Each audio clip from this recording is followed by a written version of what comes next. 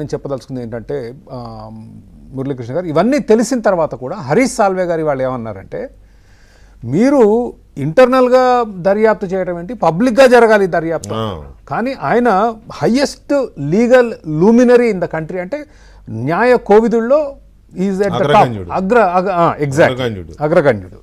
ఆయన ఈ మాట అంటే ఎందుకు వింతంటే ఆ ప్రొసీజర్ లేదు. ఎందుకు అన్నాడు అంటే టుడే ఎన్డీఏ గవర్నమెంట్ గత కొన్ని సంవత్సరాలుగా జడ్జీల అపాయింట్మెంట్లో ప్రభుత్వ జోక్యం ఉండాలి అని వాళ్ళు వాదిస్తున్నారు. And that is precisely what is going on.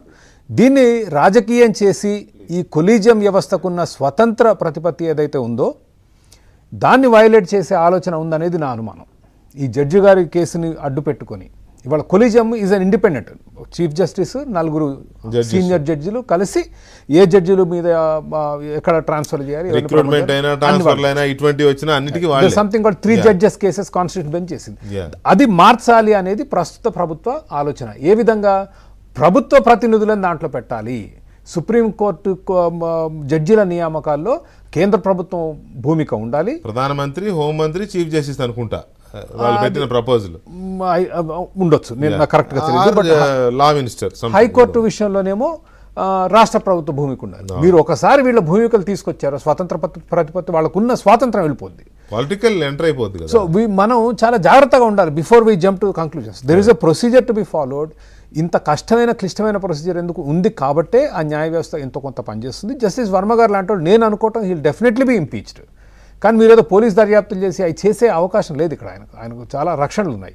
పార్లమెంట్లో ఇంపీచ్మెంట్ ప్రొసీడింగ్స్ తీసుకొచ్చి చేస్తే ప్రాబ్లీ ఆయన రిజైన్ చేస్తాడని నేను అనుకుంటున్నాను.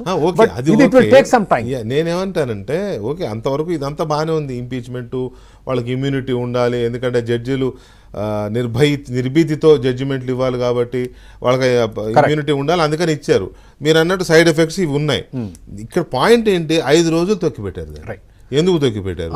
4 రోజులు మీకు తెలిసి మీ ముందే ఆయన ఎఫ్ఐఆర్ అయింది అన్ని తెలిసి కూడా 4 రోజులు డ్యూటీకి ఎలా వచ్చాడు? చాలా ముఖ్యమైన ప్రశ్న. ఆ ప్రశ్న ఎక్కడికి, అది కోర్టుకు సంబంధించిన ప్రశ్న కాదు, పోలీసులు కనుక్కున్నారు డబ్బు. అదే అంటున్నా, ఈ 5 రోజులు, 6 రోజులు, 7 రోజులు బీజేపీ ప్రభుత్వం ఎందుకు తొక్కిపెట్టింది అనేది మనం అడగాలి. వాళ్ళ బీజేపీ తొక్కిపెట్టిందా? ప్రభుత్వం వాళ్ళ పోలీసే కదా. నో సీజే గారి దృష్టి కూడా వచ్చింది కదా, వచ్చింది. But it is not the job of the court to decide. What I'm saying is, మీరు అక్కడ అగ్ని ప్రమాదం జరిగింది, డబ్బులు దొరికాయి, reporting has to happen. Case register చేసి ఉంటారుగా, జడ్జి గారిని ప్రాసిక్యూట్ చేయలేరు. మాకు ఇక్కడ డబ్బులు దొరికాయి, కేసు రిజిస్టర్ చేసాం, చేయలేరు, కానీ కేసు రిజిస్టర్ చేయాలి కదా. డబ్బు దొరికింది అని, ఎవరి డబ్బో ఏంది, దొంగ డబ్బా, అవినీతి డబ్బా, ఎవరికి తెలియదు. కేసు అయితే రిజిస్టర్ చేయాలి కదా. చేసినప్పుడు మరి ఏ కేసు చేసినా చిన్న పోలీస్ స్టేషన్ కూడా ఎమ్మటే పత్రికలకు లీక్ చేస్తుంటుంది. వారం రోజులు తొక్కిపెట్టింది ప్రభుత్వం. కోర్టు బాధ్యత ఎంత ఉందనేది తేలాలి. బట్ ఫస్ట్ ఇన్ఫర్మేషన్ చేరిందో అక్కడ మనకు చెప్తున్నది ఏంటి, ఎఫ్ఐఆర్ అయింది, సీజే గారి దృష్టికి వెళ్ళింది, సీజే గారు కొలీజియం కూర్చున్నారు, ఆయన రిజైన్ చేయమంటే రిజైన్ చేయనన్నాడు. కోర్టులు మీడియాను పిలిచి ప్రకటన చెప్పరు, పోలీసులు చేస్తారు. కరెక్టే, అధికార యంత్రాంగం. రైట్, అంతవరకు కరెక్టే. ఆయన అలహాబాద్ ట్రాన్స్ఫర్ చేయాలనుకున్నారు, తర్వాత అది ఇప్పుడు మళ్ళీ దాన్ని ఏదో వెనక్కి తీసుకుంటున్నారులే. కానీ ఇదంతా వాళ్ళకి తెలిసి సీజే గారి కొలీజియం దృష్టికి వెళ్ళిన తర్వాతనే కదా ఆయన ట్రాన్స్ఫర్ చేయాలనుకున్నారు, చేశారని కూడా అనుకుంటున్నాం మనం. సో కొలీజియం దృష్టికి వెళ్ళినాక 4 రోజులు కోర్టు డ్యూటీస్కి ఎలా వచ్చాడనేది ఒక ప్రశ్న మనకి మెయిన్గా. రెండవది, ఈ దొరికిన సొమ్ముతో తీర్పులకు సంబంధం లేదా? ఆయన అక్కడ కూర్చుని ఇచ్చిన తీర్పులకు సంబంధం లేదా? చాలా మంచి ప్రశ్న కదా. తీర్పులకు సంబంధం ఉండే ఉంటుంది కదా ఖచ్చితంగా, దొరికిన సొమ్ము